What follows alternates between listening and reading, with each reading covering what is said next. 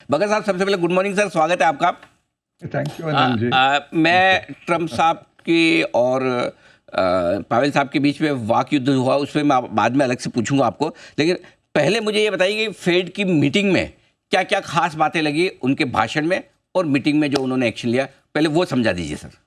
देखिए, पहले स्टेटमेंट से मार्केट थोड़ा घबरा गया था कि बहुत हॉकिश है, क्योंकि उन्होंने कहा कि पहले जो कहा था दिसंबर में कि inflation is progressing well towards 2%, वो हटा के उन्होंने कहा कि वी आर कमिटेड टू 2%। तो इसके ऊपर मार्केट में सेल ऑफ था। सेल ऑफ मतलब 0.9% S&P 500 गिरा, यील्ड्स थोड़े बड़े, डॉलर स्ट्रांग हुआ। बट प्रेस कॉन्फ्रेंस जैसे करते हैं वो जिम पावल, और उन्होंने प्रेस कॉन्फ्रेंस में कहा भाई 2 बारी ऊपर हम कह चुके थे कि इन्फ्लेशन के बारे में, इसलिए वो काटा।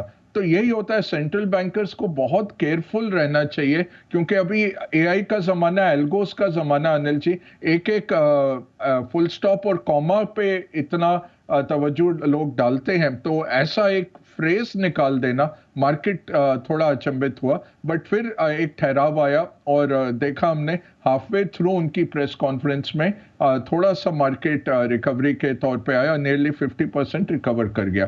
तो 3-4 अहम चीजें इसके अलावा, एक तो उनसे बहुत क्लियरली पूछा गया ट्रम्प पॉलिसी आप क्या देख रहे हैं। उन्होंने बोला कोई कमेंट हम ज्यादा नहीं करेंगे, हमें पता नहीं कि टैरिफ पे क्या होगा, डीरेगुलेशन, इमिग्रेशन पे क्या होगा, हम डेटा ड्रिवन रहेंगे, जो हम कल भी बात कर रहे थे अनिल जी।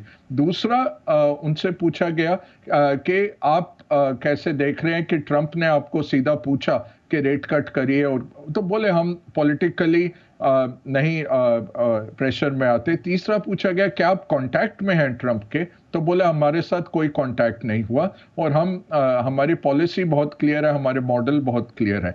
फिर उनसे पूछा गया कि इस बारी तो रेट कट नहीं किया, मार्च में करेंगे क्या, तो उसमें से वो निकल गए कि देखिए इतनी अनसर्टेनिटी है पॉलिसी की, बाकी हम खुश हैं कि इकोनॉमी स्ट्रांग है, लेबर मार्केट अच्छा चल रहा है, अब देखना पड़ेगा कि ट्रम्प की नीतियों का इंपैक्ट क्या आएगा। तो मार्च के बारे में अभी कहना बहुत मुश्किल है, डेटा देख के आगे बात करेंगे। अंत में अनिल जी उन्होंने कहा वी आर नॉट इन अ हरी, तो हमें कोई जल्दबाजी नहीं है रेट कट करने की। तो ये मैं कहूंगा सबसे महत्वपूर्ण रहा कि वी आर नॉट इन अ हरी। बाकी क्यूटी पे बात की उन्होंने, एआई पे बात की, और साथ में क्रिप्टो पे बात की। वो अगर टाइम मिलेगा, आज मैं आपका घुसपैठिया हूँ आपके शो में, तो अगर टाइम मिलेगा तो उस पर 30 सेकेंड और ले लूंगा बाद में। बिल्कुल सर। लेकिन इसके साथ ही जो ट्रम्प साहब ने मतलब हम शुद्ध हिंदी भाषा में इसको वाक युद्ध बोल रहे थे, सभ्य भाषा में कहा सुनी और स्ट्रीट लैंग्वेज में गाली गलौज, जी। क्या किया सर उन्होंने और क्यों? नहीं, वो देखिए, अब ट्रम्प ने ही इनको 2017 में अपॉइंट किया था, बट कार्यकाल खत्म होते जब इन्फ्लेशन बढ़ रही थी, तो ट्रम्प इनके पीछे भी पड़ गए थे कि आप और चीजें करिए। तो ट्रम्प ने शुरुआत में ही कह दिया था कि I will ensure Fed rate cut करेगा। अब इन्होंने किया नहीं, और ट्रम्प की भाषा तो मृदु तो होती नहीं, भाषा कोई मीठी भाषा है नहीं, तो उन्होंने सीधा इन पे अब आक्रमण कर दिया है। बट ये है कि इनके पास अगले साल तक टर्म है अनिल जी, ट्रम्प इनको निकाल नहीं सकते, चाहे वो एग्जीक्यूटिव ऑर्डर इशू कर भी दें कि हम इनको निष्कासित कर रहे हैं, बट कर नहीं सकते, वो कोर्ट्स ओवरटर्न कर देंगे। 2 महत्वपूर्ण ट्रम्प के फैसले ओवरटर्न हो चुके हैं ऑलरेडी। एक तो था फंडिंग पे, जो उन्होंने लगाम लगाई थी फेडरल गवर्नमेंट के सारी फंडिंग पे, फिर पता लगा कि 7 करोड़ गरीबों का जो मेडिकल इंश्योरेंस है वो बंद हो गया, बच्चों के लिए जो रियायत होती है, जो फंडिंग होती है, वो बंद हो गई। तो एक कोर्ट ने उसको ओवरटर्न किया, और मंडे को अगली सुनवाई थी। तो इन्होंने कल खुद ही एक लाइन का इशू करके एग्जीक्यूटिव ऑर्डर, वो ऑर्डर वापस ले लिया। दूसरा जो अहम, आज सवेरे आप एडिटर्स टेक में भी बात कर रहे थे, वो एक और इन्होंने रिवर्स कर दिया। सर वो बहुत डर लग रहा है। मतलब एक तो ये बताओ दुनिया भर के लिए क्या करेंगे और दूसरा ये बताओ हमारे लिए क्या करेंगे ट्रम्प साहब। जी अनिल जी, देखिए जो उनके सेक्रेटरी ऑफ ट्रेजरी हैं बेसेंट साहब, वो एक फंड मैनेजर हैं, वो कह रहे हैं 2.5% सब पे लगा देते हैं और ग्रेजुअली काम करते हैं, ऐसे मत करिए कि डिसरप्ट हो जाए। बट ट्रंप घोड़े पे चढ़ के सवार शुरू हो जाते हैं। अब कोलंबिया के साथ देखिए, छोटा सा देश है, उसके लिए बहुत महत्वपूर्ण है अमेरिका। एक तिहाई कोलंबिया की इकोनॉमी अमेरिका से चलती है और वहां पे इन्होंने 25% लगा दिया। अगले दिन माथा टेका कोलंबिया ने तो हटा दिया, और मतलब लगा ही नहीं, सिर्फ घोषणा की और निकल गए। अब 1 फरवरी को ये मेक्सिको और कनाडा पे लगाना चाह रहे हैं। मेक्सिको बहुत अहम है क्योंकि लगभग $700 बिलियन का ट्रेड है मेक्सिको के साथ, और ज्यादातर जो कारें बिकती हैं अमेरिका में या यूरोप से आती हैं या मेक्सिको से आती हैं। सारी कंपनियों ने मेक्सिको में प्लांट बनाए थे ट्रंप 1 में, ताकि वहां से ये निर्यात कर सकें ट्रंप को। तो ये बोल रहे हैं कि 25% लगा देंगे। बट कल कंफर्मेशन हेयरिंग जो सेनेट में चल रही थी, तो इनके जो कॉमर्स सेक्रेटरी हैं उन्होंने कहा कि अगर ये बोल दें कि हम बॉर्डर्स को महफूज रखेंगे तो हम रियायत देंगे, और दूसरा नेगोशिएटिंग टेबल पे आ जाए। तो अब ये बात है कि मेक्सिको और कनाडा को बैकरूम टॉक्स करनी है। जैसे जयशंकर जी ने जाके बहुत अच्छा काम किया, 24 दिसंबर से 29 दिसंबर वो अमेरिका में बैठे थे, पिछले साल 3 बारी गए। और जो इंडिया कॉकस है, रिपब्लिकन जो कांग्रेसमैन है जो इंडिया कॉकस को चलाते हैं वॉल्ट्स करके, उनके साथ बहुत बैकरूम टॉक्स करते रहे। तो हो सकता है भारत के लिए इतना कुछ अहम ना आए। शायद ये स्टील वगैरह का जो 10% ऑलरेडी अनाउंस हो गया वो आएगा, बट भारत भी तैयारी कर रहा है। स्पेशली इनको हार्ली डेविडसन वगैरह पे रहता है। पिछली बार भी हमने कुछ रियायत दी थी, और दे देनी चाहिए, क्योंकि हार्ली डेविडसन का यही एक जोक चलता है अनिल जी के, एक इन्होंने खोला बेंगलोर में और कोई आया नहीं 2-3 दिन, फिर एक टेस्ट ड्राइव करने आया तो वो लेके गया तो लौटा ही नहीं वो आदमी मोटरसाइकिल, और जाके आंध्र प्रदेश में पकड़ा उसको। अब ये व्हाट्सएप यूनिवर्सिटी है, तो मुझे पता नहीं ये असलियत है कि नहीं, बट ऐसे किसी ने लिखा था। अभी आजकल पता नहीं लगता, इतने फेक न्यूज आ जाते हैं। तो भारत भी तैयारी तो कर रहा है अनिल जी। तो बट फेब 1 काफी मार्केट मूविंग रहेगा अगर 25% लगाते हैं। और कल ये उनको जब पूछा गया कॉमर्स सेक्रेटरी को सेनेट हेयरिंग्स में, कॉन्फर्मेशन हेयरिंग्स के, टैरिफ लगाएंगे इन्फ्लेशन आएगी, उन्होंने कहा नहीं, भारत और चीन इतना बड़ा टैरिफ लगाते हैं, वहां तो इन्फ्लेशन नहीं है, यहां कोई इन्फ्लेशन नहीं आएगी। तो ये बहुत रिटोरिक है, और ट्रंप रिटोरिक को यूज करते हैं ऐसी पोजीशंस लेने के लिए, नेगोशिएटिंग स्पेस बनाने के लिए। अब मार्केट के लिए असमंजस क्या है कि ये अब असलियत है कि ये सिर्फ एक पोस्चरिंग कर रहे हैं, और फिर जाके अगर अनाउंसमेंट आ गई कि एक बॉर्डर कंट्रोल हम स्ट्रॉन्ग कर रहे हैं, ड्रग्स को आने नहीं देंगे, और तीसरा ये कि इमिग्रेंट्स को हम पकड़ के रखेंगे अपने बॉर्डर्स के अंदर, और अमेरिका अगर किसी को भेजेगा हम उनको ले लेंगे।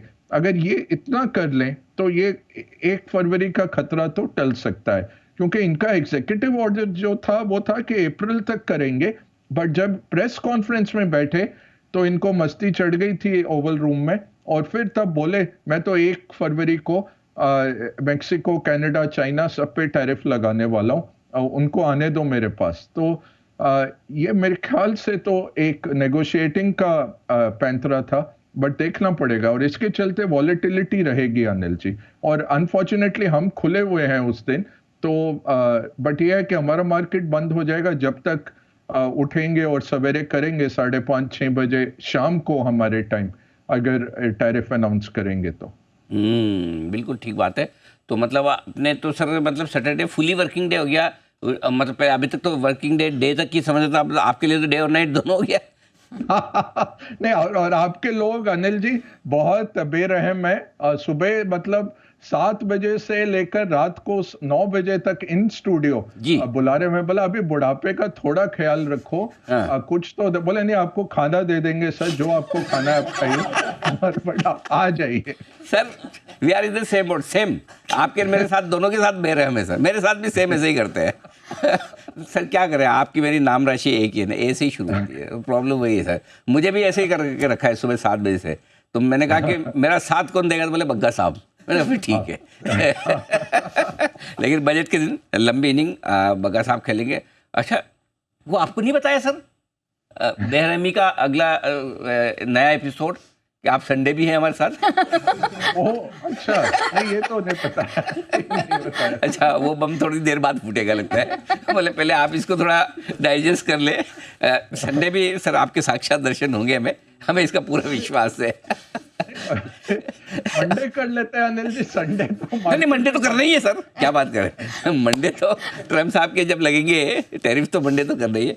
लेकिन सर देखिए, हम सब और हमारे सारे दर्शक चाहते हैं कि जितना आप पूरा इतना मेहनत करके, इतना समय देकर आप ग्लोबल मार्केट्स पर इतना पढ़कर आते हैं, समझ कर आते हैं, और फिर हमें आसान भाषा में समझा देते हैं, तो हम चाहते हैं उसका फ़ायदा हमारे सभी दर्शकों को मिले, और इसीलिए थोड़ा हम सर को पुश करते रहते हैं, थोड़ा खींच के। पर बड़ा मजा आएगा अच्छा। जी। संडे ग्रेटफुल कि आप लोग बुलाते हैं। नहीं सर, ये मुझे कहना चाहिए कि मेन चैनल पे आना बहुत बड़ी खुशकिस्मती है सबकी, ये हमें जरूर सोचना चाहिए सब जो हम इनवाइट होते हैं आपके द्वारा। Thank you sir. Sir gold, क्या वजह है इतनी तेजी हो रही है? 81,000 आज नया लाइफ हाई बनाया है, 81,128 का भारतीय बाजारों में। बताएं सर वजह, और साथ ही अगर आगे आउटलुक भी आप बता पाए। सेफ हेवन बाइंग है अनिल जी। बाकी जो पुरानी चीजें हैं कि कंज्यूमर की बाइंग है चाइना में और भारत में। दूसरा सेंट्रल बैंक बाइंग तो चल ही रहा है। चीन का के सेंट्रल बैंक ने 6 महीने बाद नवंबर से फिर से खरीदारी शुरू कर दी, और यही देख रहे हैं कि जब लड़ाई हो रही है ट्रंप के साथ, मेक्सिको हो, कनाडा हो, ये सब भी सोच रहे हैं कि कितना डॉलर में रखना है।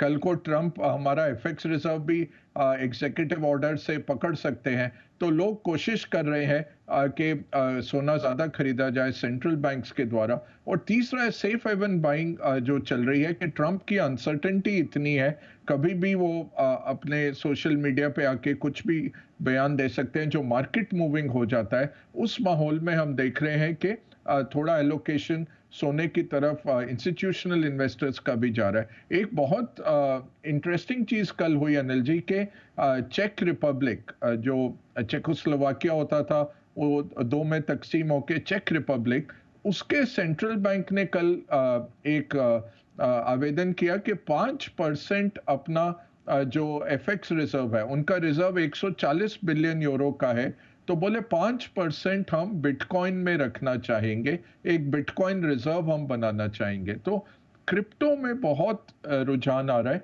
कल पावल ने भी बातचीत की क्रिप्टो के बारे में और कहा रेगुलेशन स्ट्रांग होना चाहिए। हम यही देख रहे हैं कि बैंक्स कुछ स्टम्बलिंग ब्लॉक ना बने अगर निवेशक डालना चाहते हैं पैसे।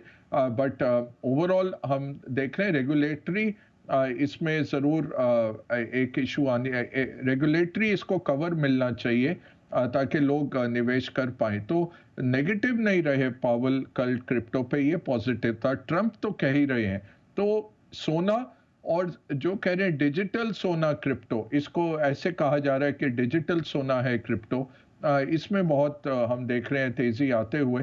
ट्रंप 5 नवंबर के बाद बहुत भागा था क्रिप्टो, उसके बाद थोड़ा ठहराव आया, थोड़ा गिरा भी, बट अभी वेल पॉइज्ड है। अगर ट्रंप ने कुछ बात करी कि अमेरिका के रिजर्व्स में से कुछ हिस्सा हम रखेंगे बिटकॉइन में या किसी स्टेबल कॉइन वगैरह में, तो काफी एक ये मूवमेंट हो सकती है। और सोना साथ में चल रहा है। सोना सेफ हेवन बाइंग की तरफ से सारे सेंट्रल बैंक्स कोशिश कर रहे हैं कि थोड़ा थोड़ा पैसा डॉलर में से निकाल के सोने में रखा जाए।